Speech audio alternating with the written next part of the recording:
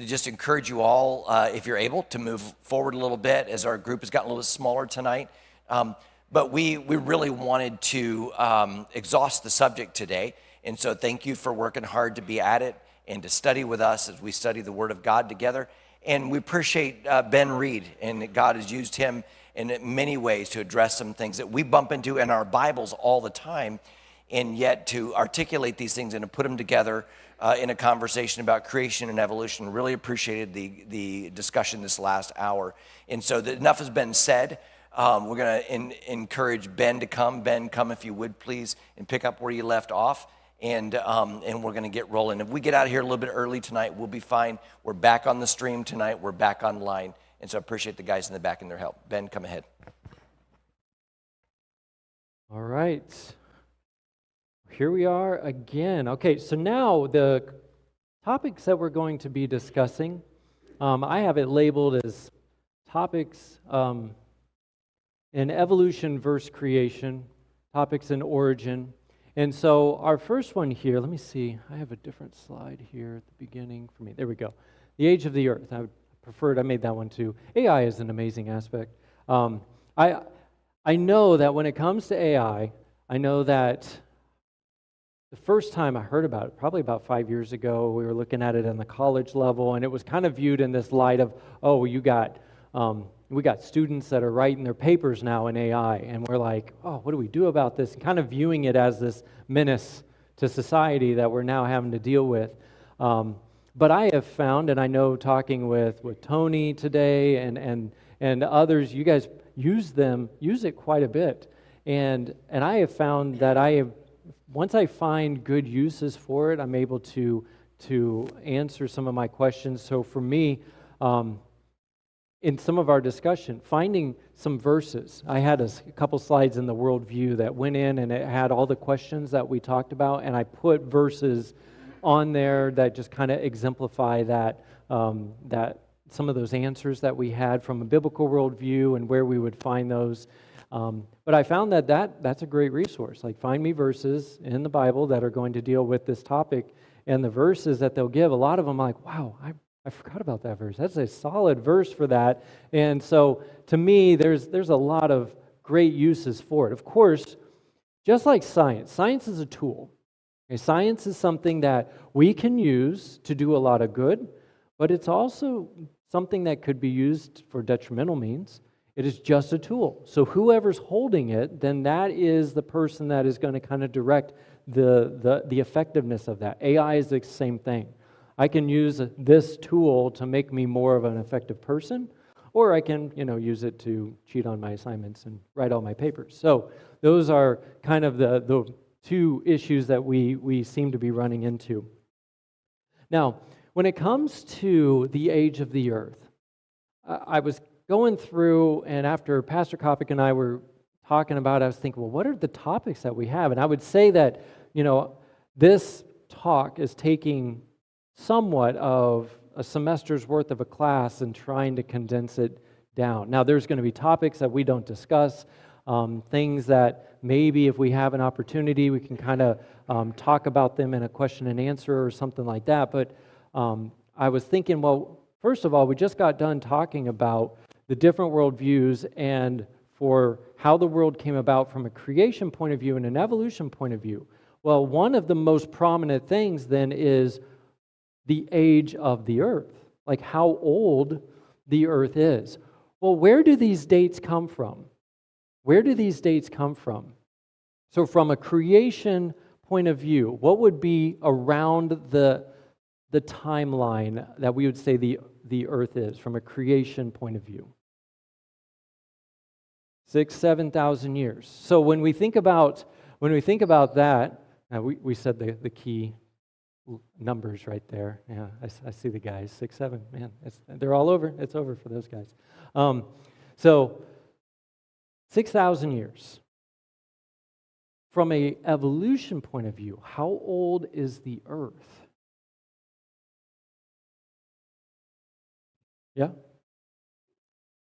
We don't know. Yeah, I'm going to present something that they think the numbers we have are only half the amount of what it actually should be. The accepted number right now for the age of the earth is 4.56 billion years old. When it comes to the age of the universe, is 13.7 billion years. Well, you were getting into timelines that are equivalent to the national debt, right? We just don't understand those numbers anymore. They just seem to be beyond. And so a lot of times we may wonder, okay, well, this is the accepted timeline. Well, where does it come from? So that's what we're going to kind of go through. So when it comes, first of all, there we go, the young earth model. The young earth model. I'm going to be putting some stuff up. I know that some of the slides, I'll have some numbers on there. They'll probably next to impossible to read. But young earth creation model. Where does this time come from that we'd say 6,000 years? 6 to 10,000 years is kind of an acceptable. There could be even something a little bit beyond that. We'll talk about some debated aspects for a creation model timeline. But the first thing is we have ages that are going to come from the geology or the genealogies of the scriptural aspects. Now, those are going to be Genesis 5, Genesis 11. Okay, now, if you're like me, when we do our Bible reading and we hit the begats, it's speed reading time, right? You know, okay, I got this chapter done, begat, and we just kind of run through there, and we just kind of see it as, okay, we just got this lineage in there. Well, when you read through those again, especially if you're calculating ages, it has this guy begat this son and lived for this long, and this guy then had this son and lived for this long, and this guy had this. Now you are developing this very unique timeline that can be backtracked. And that's the significance of it. We find some more genealogies that come up in the New Testament, and the significance of those is the lineage of Jesus. Is Jesus who they were looking for? And the Old Testament laid out where he would be coming from, and then you have the New Testament that traces him all the way back. And it's like, this is the guy, this is the man. He is the one that was sent. And so we have these genealogies, Genesis 5, Genesis 11, and through those we have a timeline that is going to be developed. Now, from that, we get approximately 6,000 years. And the guy that did it, you can see a lovely picture of him right there. That's Archbishop James Ussher. Now, James Ussher is the guy that went back and just very carefully went through the genealogies. He also looked at some historical events. The first historical event that he was going back to, now we do have history that can fill in details from this point, but he went to the final deportation of the Jews, or of Judah, and he did that in 584 BC. That was his time frame. And he said, okay, from here, and he starts retracing historical events and then uses genealogies to go from that point. So here's an example of this. I told you these numbers are going to be pretty small. They're small for me there. Not so bad here. So you can see the final deportation of the Jews, 584 BC. And then you have, from there, working our way back, you have Jeroboam's calves. Okay, you had the start of the temple, the Jewish exodus, and then when Abraham left Haran. Those are all numbers and dates that we can work our way back through, and they can be corroborated with other historical documents, and so these dates had been worked back. So looking at these, that's a total of 1,377 years going from that point. Now, when we get to Abraham, we now start to see that we have, let's see here. There we go. Timelines in the genealogies. And so from this, he used the genealogies that are in Genesis 5 and Genesis 11 and started working his way back. Very detailed. Okay, and I can appreciate the level of detail that he put into this. Now, those that held to some of the compromise views, I think progressive creation was a guy named Hugh Ross. An interesting thing about Hugh Ross, they asked him if man had a spirit. So biblically, we would say, yes, that there is a soul and a spirit that man has. But for people to have died before Adam came along, they had to be spiritless. And that was his claim, that they didn't have a spirit. They didn't have the eternal component. And So they asked him, well, when did man get his spirit? And he said, and I'm not sure what his basis was for this, but he said 40,000 years ago, man evolved a spirit, and that was added to him. And then from there, then you get Adam and Eve. Interestingly, he held to a view that certain people groups evolved prior to that. So people groups that are alive today. So then the question is, are those people spiritless or soulless? And then the question is, can they be saved? Like, those are all the things that come out of those conversations that we would say, oh, we're just trying to compromise these views, but we're actually really messing with some important aspects. So Genesis 5 and Genesis 11, he worked his way back, and he gave a very specific creation date. His creation date was 4004 BC. 4004 BC. He actually, and I'm not sure how he was able to calculate this, but he actually said it was October, I believe, 23rd, 4004 BC was the date of creation. He was that detailed. Now, obviously, we say 6,000 years. So you take the 4004 BC and you add on our 2025, we're at around 6,000 years. And that's the number, that's where he arrived at. Here is his work. Once again, really small. But these are all of the begats. I would encourage you, I find that this is something pretty interesting. Look at the way that the begats work, and you will find that Noah, I think he dies within 20 years of Abraham being born. In my mind, I separate all those events away from each other and that they have nothing to do with each other. And there's Noah and his family, and then there's Abraham. Then you have, all of these different people, and they have just their own unique storyline, and not the fact that they overlap with each other very, very closely. And that was kind of a unique thing through the course of this class, of looking at the timelines based off the begats and when people were born and how close some of them would have been. Abraham he was alive when Shem was alive. So Shem, Ham, and Japheth. And so that was something that is interesting when we think about passing on that lineage. Okay, now there are some debated portions. Okay? When it comes to this, I'll go through these quickly. Some may debate the length of the day of the Israelites in Egypt. How long did they stay there? What was the age of Terah when Abraham was born? There may in some debates with that. Some question, are there gaps in some of the genealogies? So if we were to calculate the maximum discrepancy in some of those, you still end up with 10 to 12,000 years. And so we could say 6 to 12. But in light of, let's back that up.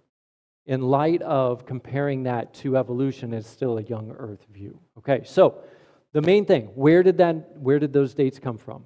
James Ussher, Calculating Genealogies. Remember our ultimate presupposition, the Bible is true.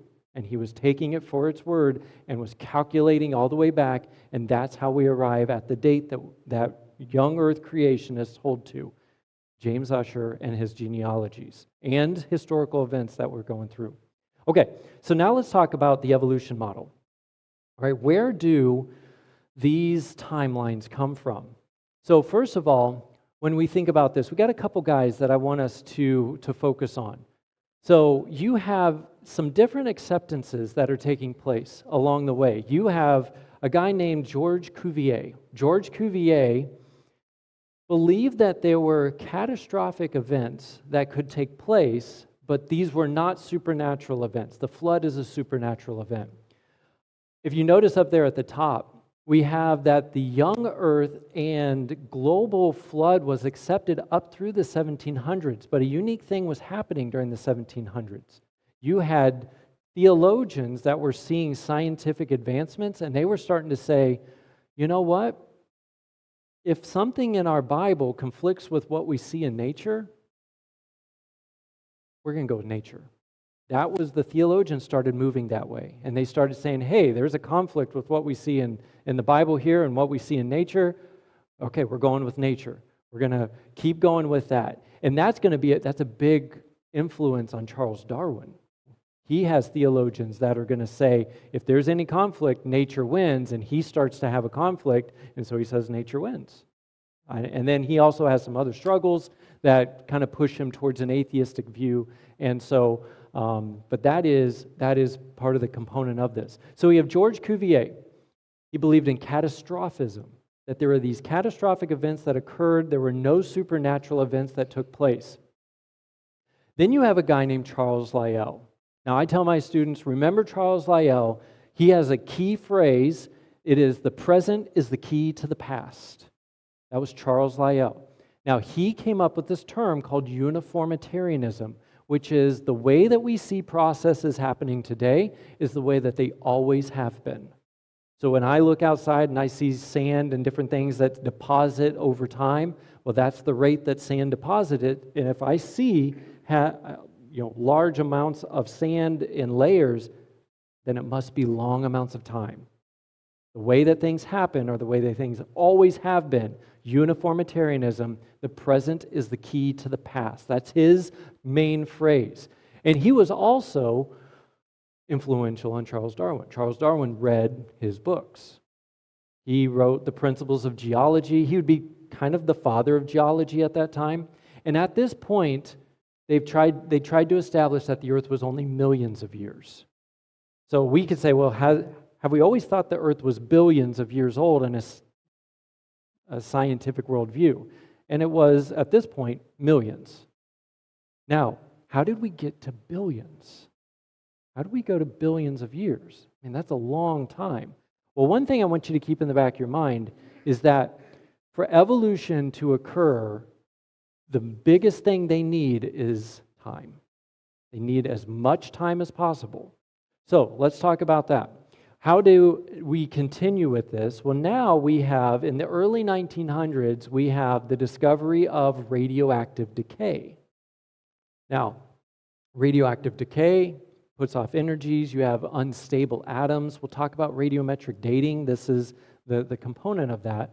And so in the mid-1900s, they developed this dating method based off of radioactive decay. They'll look at a sample and they'll measure the amount of energy, how many parent elements, how many daughter elements, and they'll make this ratio and they'll say, okay, we know exactly how old it is because it has been decaying this way for as long as it's been created, uniformitarianism. So you have that idea that is built into it. And so from that, we jump to 4.56 billion years because of radiometric decay.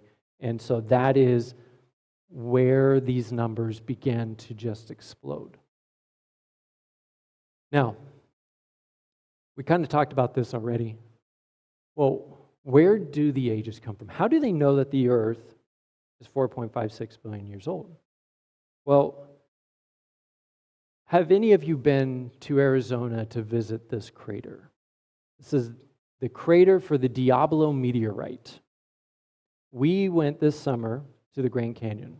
I mentioned that, my wife didn't like me looking out the window. It felt like I was driving on another planet out that way. When we got out into New Mexico, and everything just was so different. Well, we went by this spot, and I thought that would be great. I mean, we talk about it in our classes. I would love to see it. Well, they charge a lot of money to look in that crater.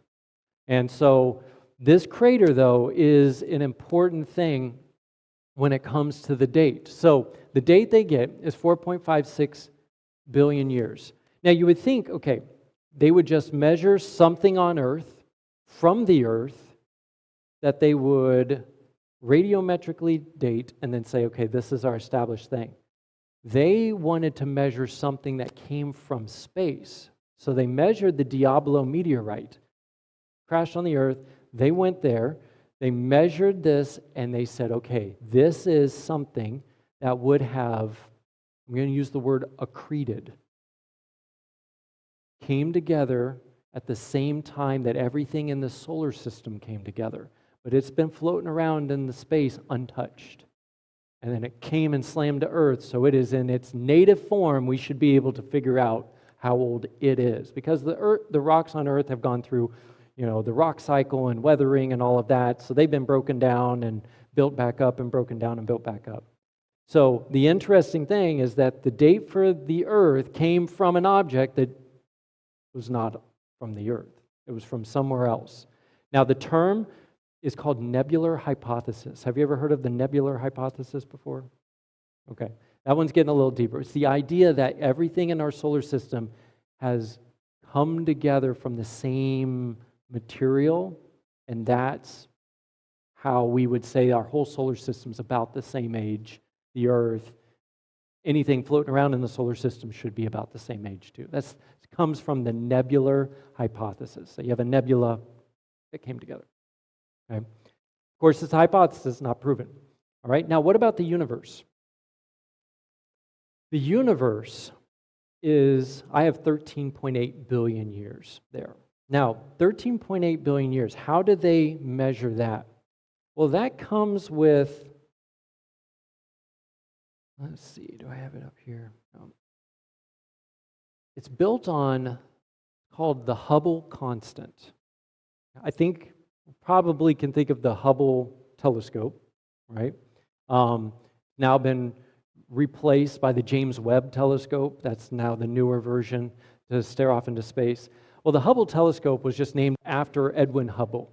And he said, let's measure, we can measure that light at some places seems to be coming towards us, and some light seems to be going away from us. And so it's called redshift and blue shift of light. So wavelengths of light that are coming towards us shift in a certain way, and wavelengths of light that are moving away from us shift in a certain way. Now, we can't observe that with our eyes, but you've probably observed the same thing happening with sound before. You ever notice when an ambulance is coming up past you, and then as soon as it passes, the pitch of the ambulance drops, and you can just know it's moving away from me? That same idea is with light. And so Edwin Hubble said, let's calculate all the differences that we see, and let's come up with a constant. And we can then base that constant into time and then determine how old everything is. Where did it all come from? Because the assumption is it came from a singular mass that exploded. So let's calculate that. And that's where they came up with 13.8 billion years for the age of the universe. Now, there's some problems with this. Let's talk about some problems. First of all, questions about the date. We have some assumptions when it comes to radiometric dating methods. Okay, that's something that I would encourage you, if you're intrigued by it. There are problems with the radiometric dating methods. There's assumptions. How much of the parent element was there to begin with? Is that rate constant of something decaying? We'll talk a little bit more about that. So that's a challenge. Also, assumptions of the nebular hypothesis. We're just assuming that things have accreted the same way. What if that Diablo meteorite came from somewhere else? All right, there's assumptions that were made. And remember, when we talk about our worldview, our worldview informs our assumptions. That assumption informs our model.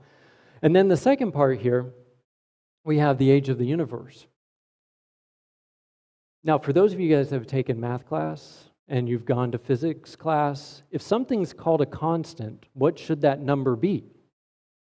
It should be the same. It should be a constant every single time.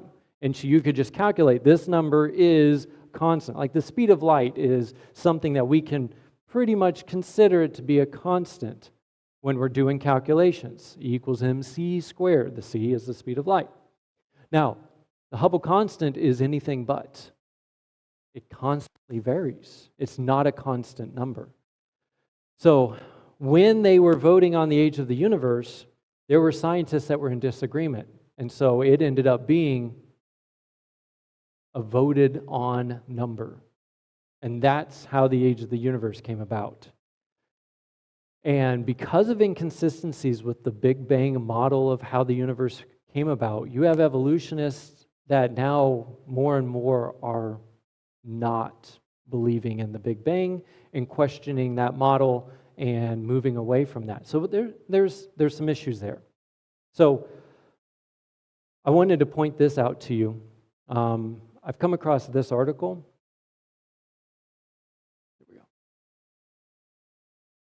So this was one put in July 11th of 2023, Reinventing Cosmology. New research puts the age of the universe at 26.7 billion years, not 13.7 or 13.8 like I mentioned to you.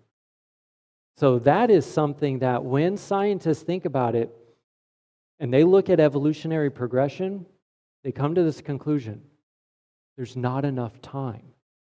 We need more time. Let's double the time. And so that's been presented to scientists. We need more time. 26.7 billion years is now the time. It's exactly double, because they say for everything to occur, the stars and all of this stuff, for all of this to form the way that we see it, 13.7 is too young. We need at least double that amount of time. So that is something that is kind of a challenge to that. Now, we're going to talk about this topic of radiometric dating. But I guess, are there any questions that you guys may have from this? I don't want to move too quickly. I think about this stuff for class quite often, so I can kind of move through it. And if I have said something that you're like, that didn't make any sense, let me know, because I know some of this stuff can get pretty deep, especially when we think about radiometric decay and atoms and they're unstable. That's what we're getting ready to talk about. We won't go into too much depth. But any questions? Okay, so let's talk about this idea of radiometric dating. Where does it come from? Well, first of all, we got a couple things I want us to consider. First of all, it is the process of establishing the age of rocks or other things. We're going to talk about once living things can be established this way also, based off the decay of their radioactive isotopes. Okay, I think we understand radiation. Okay, when I think of radiation, I think of nuclear bombs, okay, and the energy that they can put off. Nuclear power, all right, that's the radiation. An isotope is an atom that has a slightly different number of neutrons in it, but it's the same basic element. But because it has different neutrons in it, it can become unstable. And God designed this universe that when atoms get unstable, they will do what they need to become stable. They'll emit energy. That's how we use fluorescent lights. We have gases. We push electricity through them. It excites their electrons to higher levels. Those electrons don't want to be there, so they start emitting energy in the form of light to try to drop back down. So atoms want to become stable, and to do that, they may give off radiation, and they may even split and form other atoms as a result of that. The second thing there is the measurement of time it takes for half of the parent to decay to the daughter element. So the terms are parent element and daughter element, and that's called the half-life. That's the half-life. How long does it take for an element to go through a half-life? Now, when it comes to this idea, if I were to say radiometric dating or radiometric decay, we would maybe go to the idea of evolution. But this is something that we observe. So I have some PET scans here. So I think Kimberly, you work in radiology. So my question is for you. Have you dealt with PET scans? You have not. Okay, because I was going to ask, what are the specific elements? There are elements that are used in PET scans. So if somebody was concerned with maybe having cancer in the bones, they would go to a doctor. The doctor would prescribe for them a radiometric or radioactive element that they would need to take. The cells of their body are going to take those elements in, but the ones that are cancerous, they eat more of it. And then they can scan them and they can see where the hot spots are. So we use this process. These elements that they use have a half-life that's so fast that if the doctor orders it and the delay is, or the order is delayed by just a couple days, they're useless. Their half-lives are so fast, they're putting off so much energy that the time is of the essence for these things. So we observe that energy and we can look at it and we can measure it in the form of these these different things. So you can see kind of a progression. I assume it's a progression. If you notice the black dot that's kind of in the center, that's the bladder, because as the person is metabolizing those, the blood is going to try to get rid of it, and so it goes to the bladder. So that's the dark spots. But you can see in some of the skeletal structures some of these darker areas, and that would kind of indicate some high cellular activity, perhaps bone cancer for this individual. And so we understand that, we measure it, we can use it. But those are short half-lives. I mean, a day makes the difference for these things. So now can we rely on this same idea as being a means to track time? So that is what we're looking at here. Now there's two types of radiometric dating.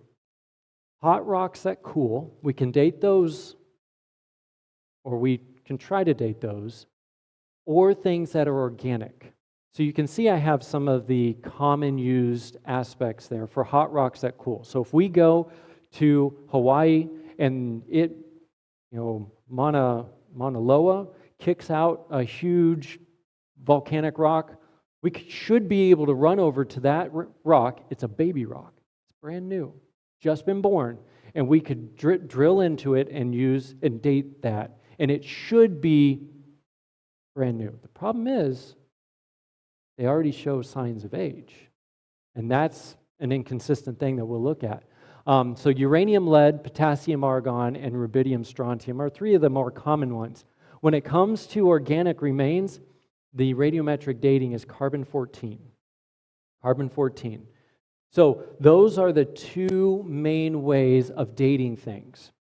Now, I have here just a picture of the uranium decay series. And the half-life for uranium is I think it's in the millions of years. So nobody's observed a half-life.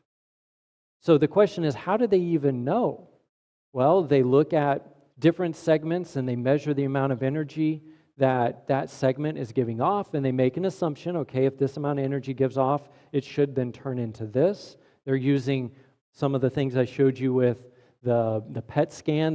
This amount of energy seems to indicate this is going to move to the next level. And so they're applying a bunch of operational things in a historical sense to say, okay, this will give us old dates. We assume that this has a half-life of millions of years because we're measuring the energies at every stage. So uranium, over time, based off radiometric decay, should turn into lead. See the little alpha particles? So that's kind of like a helium atom that gets knocked out periodically, and it changes, and that happens throughout the course of that time. So that is the process for uranium. It's probably one of the most common methods of dating. Now the next one here, this picture, this just kind of shows how carbon-14 dating works.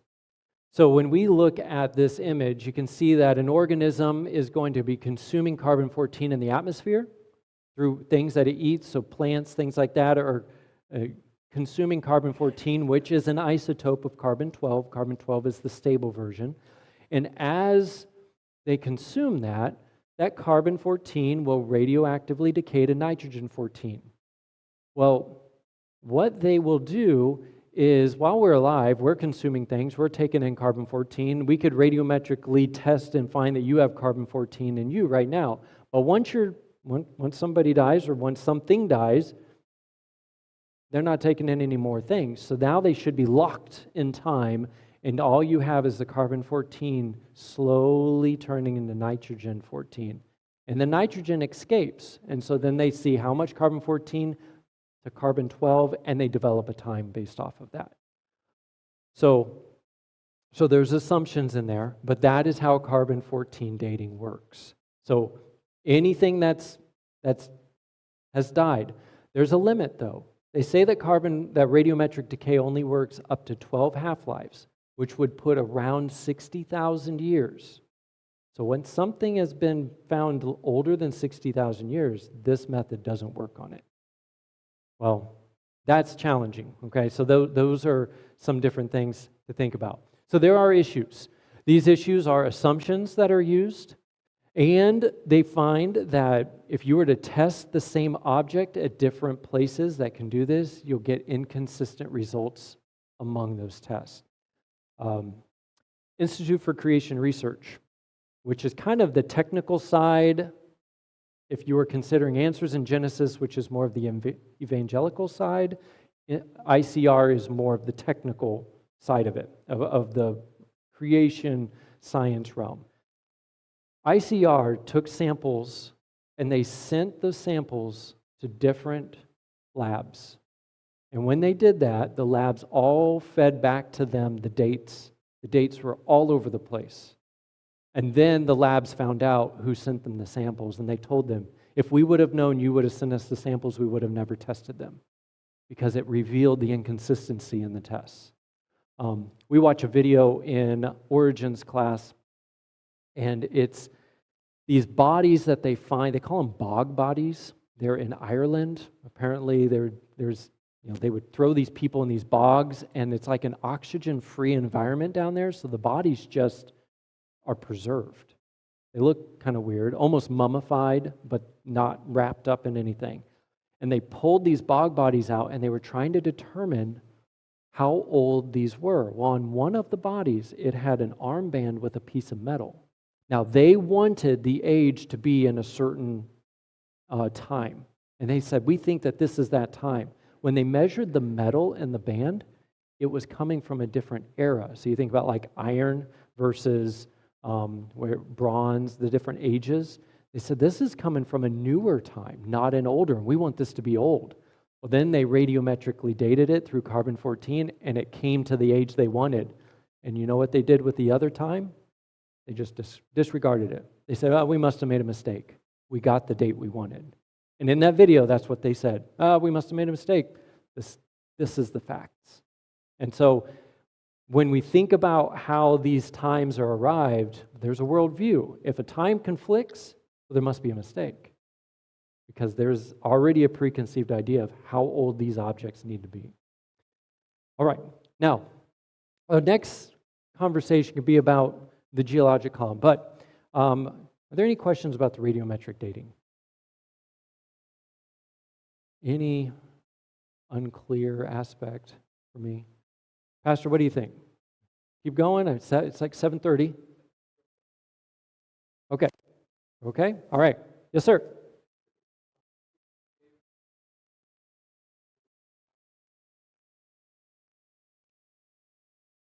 Yes, it would be very inconsistent, and you can't date anything that's too new. So if you were to uncover a bone that seems to be a shallow grave, they'd probably say, well, that's within the last 10,000 years. You can't date that. So I mean, all of a sudden, it has to be old. Like, that's your starting point. It has to be older. Yeah, exactly. Yeah, you're looking at things that are. It's just an inconsistent. It would be nice if you're like, okay, let's verify this. I'm going to go bury something in my yard, and I'm going to come back a year later. Is it going to be a year old? And they'd say, no, it doesn't work like that. No calibration. Yeah, no calibration. Yeah. Oh, they still use it. Yep, they still use the carbon dating method, and they will use the hot rocks, the potassium, argon, uranium, lead. They still use those. Going back to the igneous rock that comes out, it should be all parent elements, the starting ones. They haven't decayed into daughter elements, but when they test them, they find daughter elements all throughout. And there's already an age to this rock that should be 0.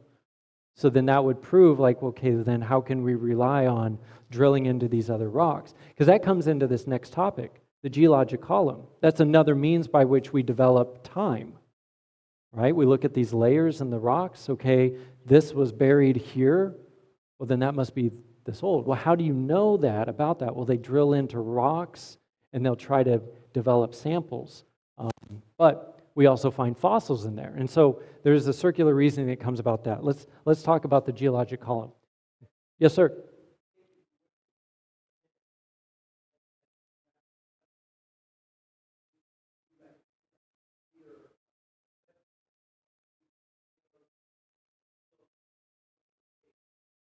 Sure. Yeah.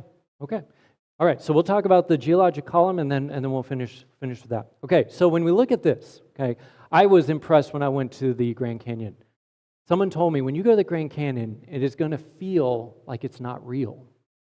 And I was like, how is that possible? And I know exactly what that felt like. I walked up to the edge and I felt like I was looking at a really big picture.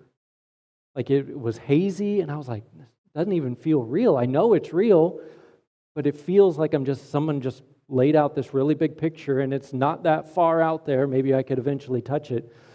When we look at the Grand Canyon, to me and to many people, we'd say, okay, look at all those layers. Look at those layers that are laid down. And if we were Charles Lyell, we would say that took millions of years, billions of years, because the present is the key to the past.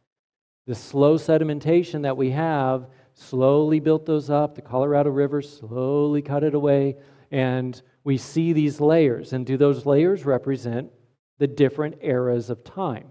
We get terms like the Jurassic period. I mean, we have a whole movie series about it, right? Jurassic Park. Well, the Jurassic is a layer in the geologic column. You also have the Cretaceous period, and you have the Jurassic period. All these different names that come from the geologic column. And do they actually mean these layers do they actually represent time? So let me show you some thoughts here. So first of all, the geologic column. The explanation is that you have, we got old rocks at the bottom, and so we must have, new rocks that are going to be laid on top of that over time, and anything that's below has to be old, and anything that's above has to be new.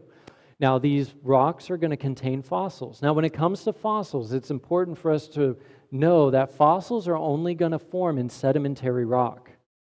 Sedimentary rock cannot be dated by radiometric means. So I can't just go to this layer, I found a fossil, and then I can drill into the rocks around it to determine how old that layer is, because sedimentary rock is just made up of a bunch of other weathered rocks that have all been put together, like sandstone, siltstone, shale, things like that. So we have fossils that are there. Now, the most recent rocks should be at the top, they should be laid down, and that makes sense. Okay, I mean, if you lay a bunch of things on top of each other, the thing you laid down first has to be on the bottom, unless somehow we could slip it in, and that would take a lot of force if we're talking about rocks. So we look at these layers of rocks, and if there doesn't seem to be any force, we do assume that the ones that were down here were first, and the ones up here were last, the newest rocks. Now, where do you think you would find, if we needed to go visit someplace to observe the geologic column, where would we find it? If we wanted to go somewhere, book some tickets, where would we go? Like the whole geologic column, top to bottom, so I can know current day, oldest level. Grand Canyon? Nowhere. It doesn't exist anywhere. They may find sections of it over here. They may find what they assume to be other sections over here, and then they try to impose those through just, we know these are there, we count down, and we count down, and we count down, but nowhere will you find the whole geologic column in place, other than in textbooks. That's the only place you're going to find a geologic column in place altogether. So that's the only place that you're going to find it, but nowhere else. Now, we would say the geologic column because of its layers, and we could look at them. So the question is, how do we know how old the layers are? If we can't date the rocks that are in the layers, how do we know? Well, it has to do with index fossils. Now, here's the thing with index fossils. Have you heard that term before? It's kind of like you think about your Bible. You got the little indexes. You should be able to find where the book is by just going to that index. Well, they say these fossils are the same thing. It's an index. You go to this spot and you now know. Well, when it comes to index fossils, the next logical question would be, well, how did you know how old the fossil is? And the answer is because of the layer that it's found in. Well, how do you know how old the layer is? Because of the fossil that we found in it. Well, how do you know how old that fossil is? Because the layer we found. We're just stuck in a cycle at that point because there's nothing concrete that we can go out to and say, okay, we know that these are this age because of this test, this aspect, other than the assumption that this represents time. And that's the issue that we run into. All right, so I got a couple pictures here that kind of show the idea of the layers and the fossils and the index that are there. You look down there, there's I think Pastor Kopic says his wife's favorite animation, Morph, for PowerPoint. And kind of moving your way up to some of the top things. Now, here's a kink to throw in all this. Once these ages get developed, there are places around the world that these levels are completely flipped. And now it's like, how can this rock be here when over there it's underneath? It's supposed to be older. Now we have older rocks on top of younger rocks. Well, from a biblical worldview, how do we answer this? The flood. The flood provides the means that lays down. I was surprised when I was teaching my science class. I was telling them, when you take a jar of mud and you get sediments, different types of sediments, and you shake it up and you let it settle, all those sediments are going to fall a certain way based off of density. You shake it up and let it settle again, it's going to fall the same way.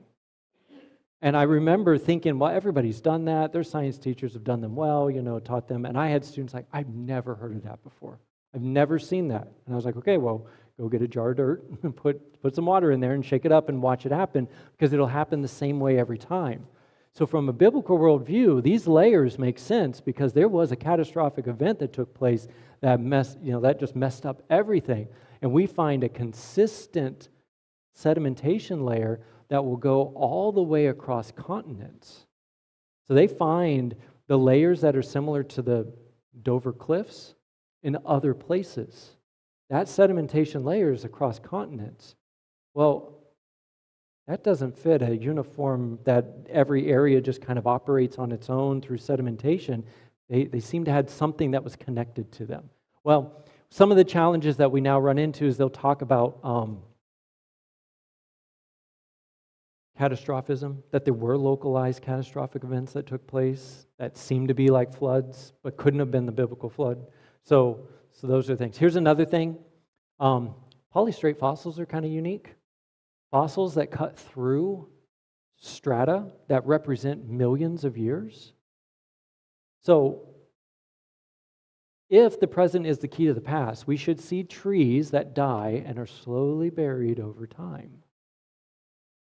Well, we don't see that. We see a tree that dies, it falls over and disintegrates, right? There's fungus and all that stuff that are going to break it up. That's what we observe. So how do we explain trees that seem to cut through millions of years of time being buried and not falling apart? The only way that can happen is if it happened quickly and got buried. Scientists were a little perplexed about these images. Even creation scientists are like, that fits a worldview that involves the flood, but we're not sure how, until Mount St. Helens erupted. Mount St. Helens did some pretty amazing things over the course of hours and weeks, and it carved out canyons very similar to the Grand Canyon and did it in a matter of hours. Spirit Lake had a bunch of trees that were blown into it because of the force of the eruption, and those trees still had their root ball on them, and they became waterlogged, went upright, and then they sunk, and they were starting to get buried by sediment as that sediment washed in. And so they find half-buried tree trunks in sedimentary, just in sedimentary type of material. So from a creation point of view, we're like, well, that's a big clue, and if that happened on a global scale, well, it's no wonder we see stuff like this. We see that kind of stuff. All right, so that's going to, let me show you this last thing. I got a couple, How do we interpret, though, the fact that there are layers that occur that seem to carry certain fossils in them? Because that's a question. When we look at layers, we do consistently start to find some fossils, which from a naturalistic point of view, they say, oh, those are the index fossils. Well, what if the animals were not buried based off of time, but where they lived in a flood-like environment? So this should reveal, yeah. So you have those at the top, so we have a current time. The ones up at the top are going to live, they lived in terrestrial areas as opposed to living recently. Then we work our way down. Instead of millions of years, you have those that lived in swamps and marshes. You have those that lived in tidal regions instead of, tens of millions of years ago. Then you have hundreds of millions of years ago versus those that lived on the ocean bottom. And then you have a layer that would represent the pre-flood. Now you may say, okay, I'm not sure the significance. As those floodwaters came up, animals that lived in different regions would begin to succumb to this water. Closer to the water, they would ideally drown before and then be caught in sediment that was going to carry them down. If they were moving inland, then they would be drowned last. And so you would have kind of a separation of these organisms based off of not when they lived, but where they lived. So that's kind of a thing to think about with these fossils in the geologic column and why we do find a consistency. Another thing to think about is density of bodies. Certain types of bodies will have, large animals will be similarly dense and they will fall about the same time if they have drowned about the same time in the flood. So Pastor mentioned that he wanted me to point you in some directions. I mean, one of the best resources is going to be Answers in Genesis. They've done a lot of work. Institute for Creation Research. They have a lot of great resources that we would use for our class in Origins. We use these set of books called the Pocket Guides, and we talk through them. So they're kind of relevant aspects that we can use to address these topics. But you have other people. I know that as far as YouTube videos, I would say probably stick with Answers in Genesis and ICR, but there are others that you can come across also. So, all right. Last word, you okay? Oh, I'm good. Hey, Ben's been a blessing. Really taken us down into some holes where I would not have known that those were even there. Some tremendous teaching that we've gotten today. As I close in prayer, I would like you to be able to escape to the foyer so that people can salute you on the way out, if we could, please. And again, he's heading back in the morning. First thing, he's got to get back up. He works for a living. And so he's got to get back up to Pensacola. And so this is your last opportunity to touch base with him this evening. Pray with me, please, and we'll be done. Father, we praise you tonight for the way that you have made us. We believe what you say in your word. We believe, Lord, your accounts in the Bible, no matter whatever you have addressed in the word, we believe you. I thank you, Lord, in particular today for those first 11 chapters of Genesis, where so many questions are answered. We trust, dear God, that you've given us your word. We thank you for our brother who came today and really gave us some great instruction, some understanding. We get it that there are many people in the world that don't believe your word, but we pray, dear Father, that you would open their eyes, that you would see and that they would see in our lives that we know you, that we love you, that we've been changed by you. We know, Lord, that ultimately the people of the world will know that we are followers of Jesus by our love for one another, by our love for them. And I pray then that they would see that love of Jesus in us, Lord, that they would be drawn to you. Your word speaks of how you, Father, you draw them.